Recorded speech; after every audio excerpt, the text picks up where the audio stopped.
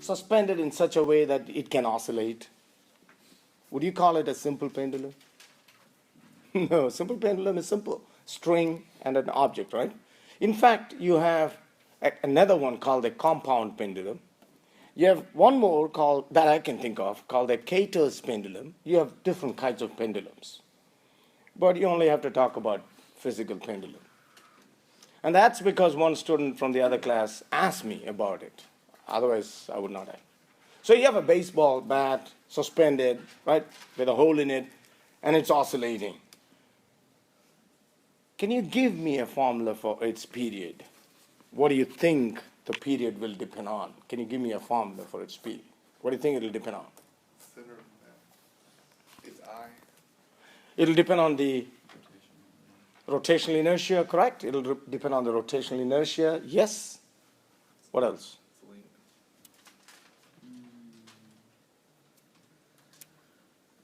It'll depend on its rotational inertia because isn't it going to rotate? It's a rigid object and it's going to rotate, so rotational inertia will come in.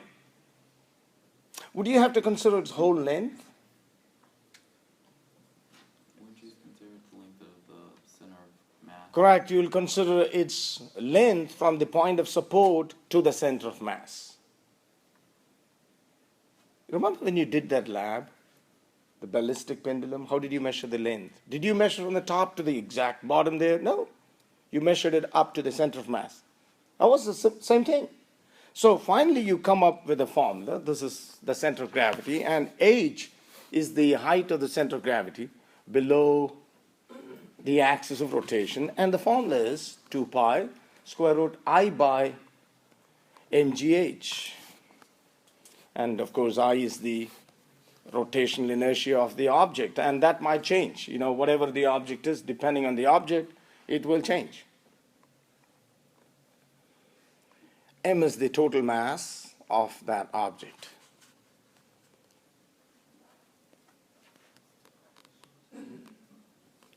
Now, as we do problems, I have selected one problem based on this, so you will get more of it at that time. I hope you understood all the terms. I is the rotational inertia that can change. It depends on the object, isn't it? The shape of the object, right? So that's why I just left it as I. If it's a baseball bat, you would take it like almost a rod, correct? And when we do problems, we'll understand. Okay, that's the last example that you have. Now, remember that in all this, we did not consider damping. Did you? Did we consider damping? Anybody who drives knows that there is an optimum speed at which you drive to get maximum mileage. Did you know that? And the reason is damping. The reason is damping.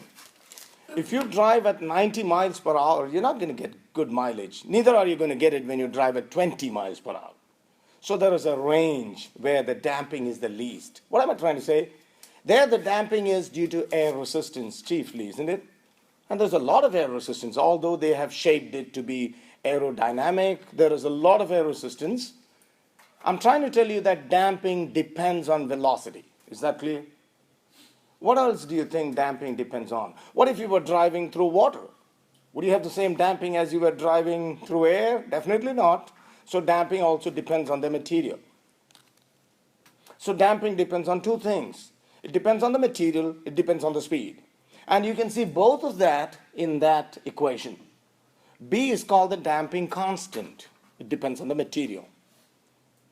Right? And V is the velocity. And the negative sign, of course, shows that it's against any type of motion because it's damping. It's resistance. Are you with me? Now, can you set up an equation for damped motion? How did we start the equation for the other one? How did we? You remember the first step that we did is md squared x by dt squared is equal to minus kx. Does anybody remember that? Because in that case, there was no damping. This was the only force but now you have an additional force. So what would you do? You would say this is equal to this minus, that's it. Right? And you could write velocity as dx by dt. You will get another differential equation, which if you solve, you will get a lot of information. That's what we're going to do. So now, md squared x by dt squared is equal to minus kx minus pv. And velocity is dx by dt. I have substituted for velocity as dx by dt and rearrange the terms to make it look like a proper differential equation. Do you see that? And then you have to divide by the mass. Yeah, you have to divide by mass. But I'm not going to do all that. I wish we had the time. And then we will assume the variable is a again, isn't it? We'll assume that x is a. We cannot now assume that x is a cos omega t. Remember, in the case where there was no damping, amplitude was a constant. But this time, amplitude is going to be dropping exponentially. Do you have any idea about an exponential drop? It's like radioactive decay. In chemistry, did you study about radioactive decay? So it's going to exponentially come down. It means the rate is going to keep on increasing as it comes down. Or rather, it's going to decrease as it comes down. First it will be big and then it will slow down. I'll draw the graphs and you will see. So how would the amplitude look like in damped motion? Okay, let's do it. Remember, this was the graph that we had for undamped motion, isn't it? The amplitude was always the same. Always the same. Time, no change in amplitude. That's a dream. Never happens in life. But now we're saying amplitude keeps on decreasing. So anybody would know. That's what we're talking about. Isn't it? So now you can see that the amplitude here is A, but after t seconds the amplitude went down, you see, and it's an exponential decrease. Look at that. From here to here the drop is large. See? But then, from there to there, it's not that big. That's what I'm trying to say. That's what you mean by an exponential drop. At first, it decreases fast, and then it slows down. If I was a little bit more careful, you know what I'm trying to do. So, my question is, would this omega be the same as the omega without damping? All right, let's take the case of the simple pendulum.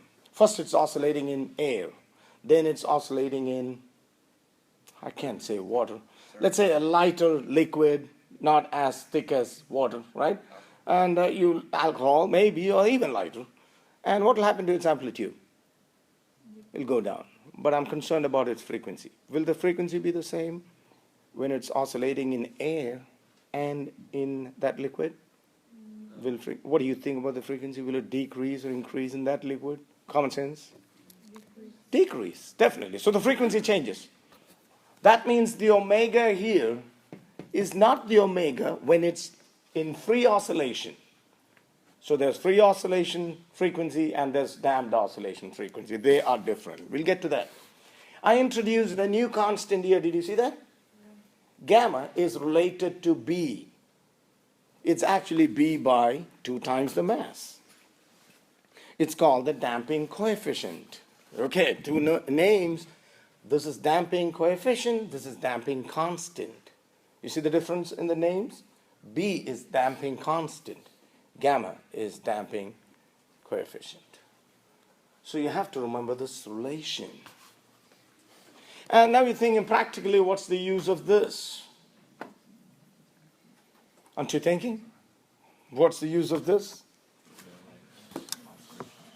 Well, let me just give you one example. There are hundreds. Let me give you one example. For those who want to get out of the math and come back to physics, please listen. Let's say that you're trying to measure a current. Next semester, you'll have a meter before you, right, which measures current. Haven't you seen it? And when there's no current, it'll show 0. That's the pointer. And when you send a current, what do you want to happen? Do you want the pointer? Let's say it's going to 3 amps, okay, 3 amperes. Do you want that to get stuck at 1.5? It's supposed to go to 3, right? Do you want it to stop at 2 or 2.5? Okay, you don't like that. Second case. Do you want it to go oscillate for 5 minutes before it comes to rest at 3? You'll take a long time to do any lab in that case. Let's say you have to measure current 10 times. You're going to take one whole day. Are you listening? So you neither want it to be over-damped, that's over-damped, because there's too much damping. You couldn't even get to the position. And now you don't want it to be under-damped. You want it to be critically damped. You want it to be not oscillating, not stopping too much before. You want it to go. That's fine, isn't it? In every instrument that you use for measuring, engineers take care to see that there is critical damping. Now, if that's not important, what is important? Because there are measuring instruments, millions of them, isn't it? In every instrument, they have to fashion it, style it, shape it in such a way that it's neither over-damping nor under-damping, but critical damping. And this is a very important topic for engineering courses. Okay, I told you that the frequency is not the same. Look at this frequency now. What was the original frequency? What is the formula for frequency when there is no damping? Omega was? Omega was when there is no damping. What was omega? Square root of k by the mass. But do you now see that it's less by that quantity? Is that? So omega prime is the new angular frequency, which is definitely less than omega, which is there. Okay. And we can substitute back and get the final relation like that. Yeah, because we started with AE raised to minus gamma T, correct? And didn't I say that gamma is minus B by 2 times the mass? I just plugged it in, that's all. So that's a complete relation and a correct one now. Good relation to remember.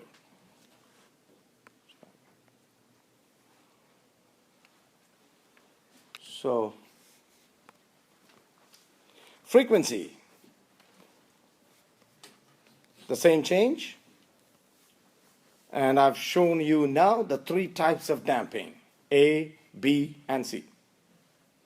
But it's up to you to tell me which one is under damping, which one is over damping, and which one is critical damping.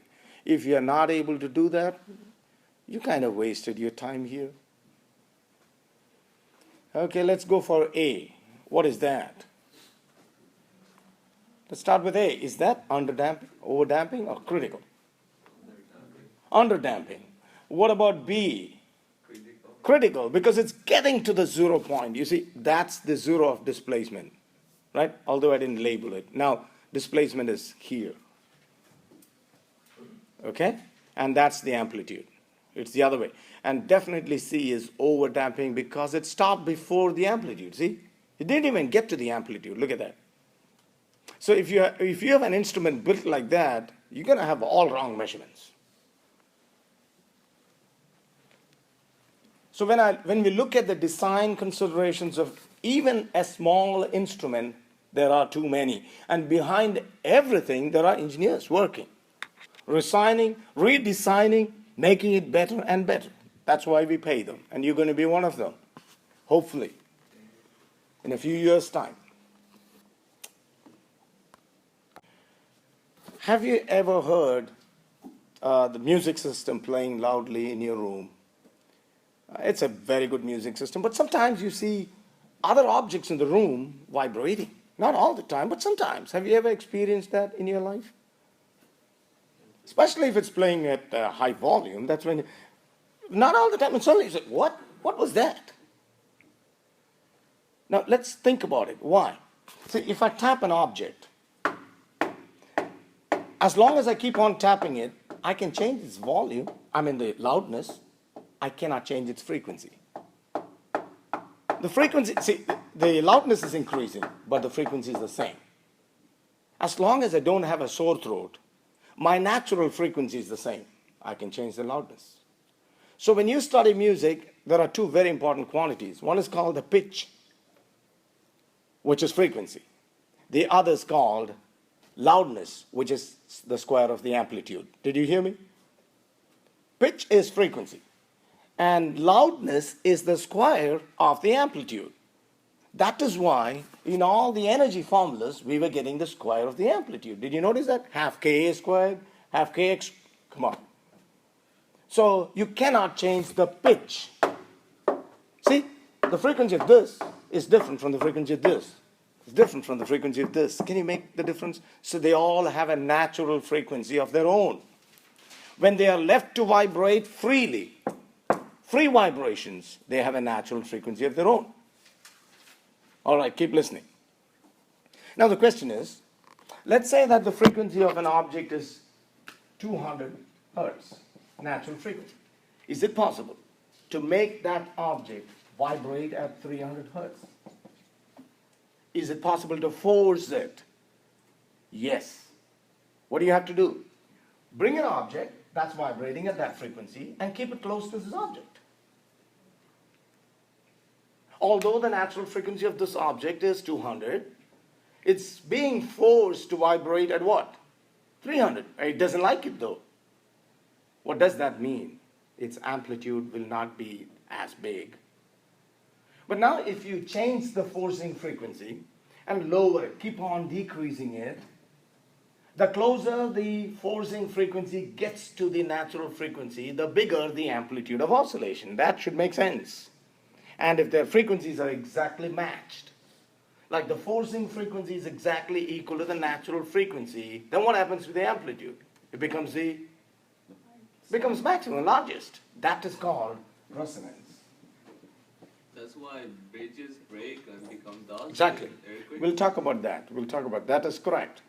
There are so many implications. Even before that, have you heard of, what do you call those? Opera singers? The singers who sing at high frequencies. Isn't that what they call? Break the glass. And they can break wine glasses by singing. Don't try it. You can't. Now, see, you can break it because you are matching its natural frequency. And what happens? The amplitude of oscillation becomes large and it breaks. And actually, there is a bridge that collapsed in Washington, Tacoma Narrows Bridge. Google it. Tacoma Narrows Bridge that collapsed in the 1940s. It was a hanging bridge. And from the day it was commissioned, people had been complaining. Because when automobiles would go over it, the bridge would begin. It's a hanging bridge, remember. And they would say, they called it actually a galloping bridge. Because when too many vehicles were on it, it would go up and down. And the engineer said, it's okay, that's fine. That's fine. Until one day, I can't remember the exact date, there was a strong storm, gale, and it so happened that it was blowing at the same frequency of the hanging bridge. This is something that happened. It's been videotaped. Luckily or unluckily, there was somebody with a video camera. He shot the whole thing. And so it has millions of hits on YouTube. So please go and check on it. Look at it. You will see the bridge beginning, it's a concrete bridge, remember, beginning to oscillate, the amplitude of oscillations increasing. I'll look for it, we can play it here. And then the concrete bridge breaks into two halves. Luckily, there was nobody there except a man with his dog. He left his dog first in the car and ran away. Then he went back and tried to get it.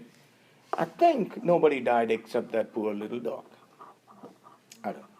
So resonance is important. Did you get that? But did you get the idea of resonance? What should you have in resonance? You should have a forcing frequency. You should have an object that is being forced.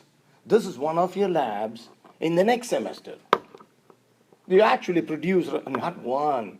You have mechanical resonance, you have electrical resonance. What's electrical resonance? That's how you tune the radio and the TV. You make the television set match the frequency of that station. That's when you receive it. That makes sense? That's what you mean by tuning anything. So you cut out all other frequencies because the amplitude is going to be maximum for just that frequency, right? So you're going to hear that or see that station. All the others gone. So the resonance curve, which I'm going to show you, will look like this. Amplitude is maximum. The y-axis is the amplitude, x-axis is the frequencies, okay? So that's what you mean by resonance. All right, so this is forced oscillations and resonance. I want to ask you one more thing. I'm still not satisfied. What about the external forcing thing? Is that also a vibration? Come back to my example. Isn't that a vibration? Yes. So how could you represent the forcing frequency? There. I mean, you see what that is? F external is the driving force. Isn't that also having an amplitude? Come on now. That's F0. And it has a frequency of its own. Now can you write the whole equation for me, including the forcing frequency? Anybody?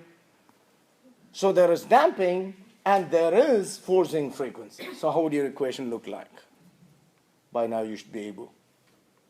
md squared by, come on, md squared x by dt squared. Come on, give me the terms. Minus FO cosine WT. Okay, now you said minus FO cos omega t, which means you did not understand. Wouldn't it be plus FO cos omega t? Why plus? Because when they... That's helping it to oscillate. Correct. Isn't that the driving force? Or is it a damping force? Come on. It's driving, so you can't put a negative to that. But damping is negative, and kx is negative too. So you have all those terms. Here it is. So that's minus kx minus b dx by dt plus f naught cos omega t. The plus sign is because it's the driving periodic force. It's a periodic driving force. Come on. Are all the terms clear?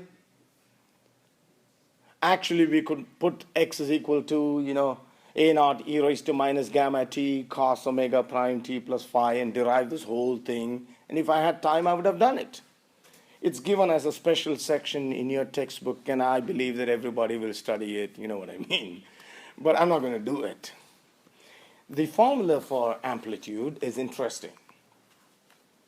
The formula for amplitude of the one that is being forced, okay? That's interesting. That is worth discussing. So I just picked that without all the math.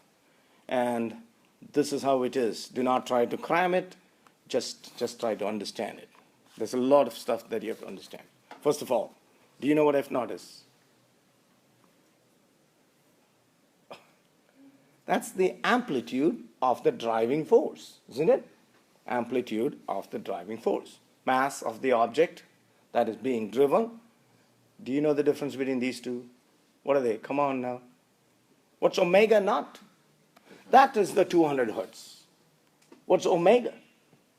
The 300. Omega is the frequency of the driving force, and omega naught is the natural frequency of the object that is being driven. Okay, hold on. We will complete this and you will understand. Okay. And then the damping has come in here. The damping has come in there, and the mass is there. Now let me ask you, if omega is equal to omega naught, what happens? The denominator becomes zero? No. Oh, the first term becomes zero. Now, what can you say about A naught if that term becomes zero? Does it increase or decrease? This term becomes zero. So what happens to A naught? Increases because it's in the denominator. So am I right in saying that when omega approaches omega naught, A naught tends to become bigger and bigger? Come on. Yes. That's what you mean by resonance. If omega becomes equal to omega naught, then that's the smallest value here, which is zero, so you get the maximum value here. Come on now. The amplitude became maximum. Now, let's take an ideal case where there is no damping. If there's no damping, this term becomes zero. Somebody tell me why. Because the damping constant is zero, correct? So now then what happens? Okay, this is already zero, and that's an ideal case. Remember, that's an ideal case. There's no damping. What's going to happen to the denominator now? 0, and you can't divide anything by 0. You would call it, in math, you would say impossible, but in physics, you would say infinite. You know the meaning of that? Means huge, infinite, infinitely big, correct? So what happened to the amplitude now? There's no peak. See, didn't I draw a peak here? Now it's like, well, that's why I said that's an ideal case. There's always going to be some kind of damping. In mechanical resonance and electrical, whatever it is, there's going to be some damping. Okay, so if omega is omega naught and B is 0, in the ideal case, the amplitude is infinity. I should have said A naught is infinity. Sir, Oh, go on. why was it you said when the top one is the driving force and it's labeled F0? Why is it that? No, that's not labeled F0. It's labeled F0.